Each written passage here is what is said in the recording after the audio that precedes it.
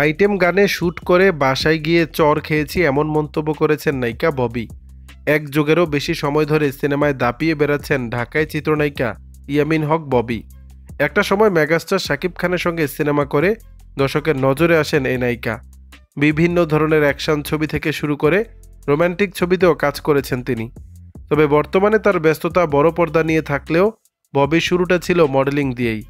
দর্শকদের কাছে ববির পরিচয় কখনো লেডি অ্যাকশন স্টার, আবার কখনো বিজলি।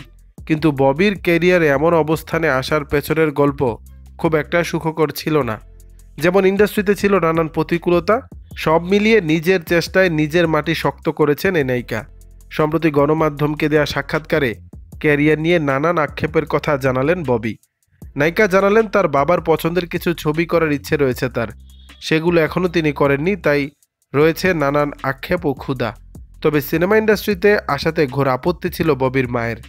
এই নায়িকার মা মনে করতেন মেয়ে এভাবে সিনেমা করলে অভিভাবক হিসাবে সম্মানহানি হবে তার, ফলে দেশের বাইরে যাওয়ার সিদ্ধান্ত একরকম নিয়ে ফেলেছিলেন ববির মা।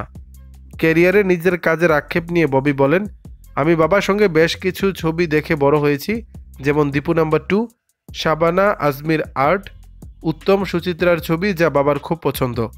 আমি চাচ্ছি এখনও কিছু কাজ করব। অনেকে বলেন আমি সাকসেসফুল হিরোইন, এখন অন্য কিছুর চেষ্টা করো, কিন্তু আমার মনে যে খিদা রয়ে গেছে, আমি কিছু গল্প করতে চাই আমার বাবার জন্য। ববি বলেন, আমার ছবি অডিয়েন্স পছন্দ করেন, আই রেসপেক্ট দ্যাট, কিন্তু কমার্শিয়াল ছবিও ইন্ডাস্ট্রিতে থাকতে হয়, সেটা অনেক পরে বুঝেছি। আমি কাজ করেছি চোখ মুখ বন্ধ করে, তবে ইন্ডাস্ট্রিতে এমন বাজে সময় এসেছি, তাই খুব গর্ব হয়। আবার তখন পরিবার থেকে 1% সাপোর্ট পাইনি। কেরিয়ার নিয়ে পরিবারে কতটা খারাপ সময় কেটেছে তা তুলে ধরে ববি বলেন, মায়ের সঙ্গে আমার যে লড়াইটা চলেছে কাউকে ভাষায় বলার মতো না।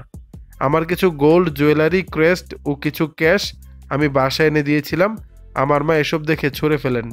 অনেক বাজে সময় আমি পার করেছি, যেমন বাইরে পলিটিক্সের শিকার হতে হয়, বাসায় এসে চরও খেতে হয়। আমি দেহরক্ষী আইটেম গানে শ্যুট করে বাসায় গিয়ে মারও খেয়েছিলাম। দর্শক, বিষয়টি নিয়ে আপনাদের মতামত জানাবেন নিচের কমেন্ট বক্সে।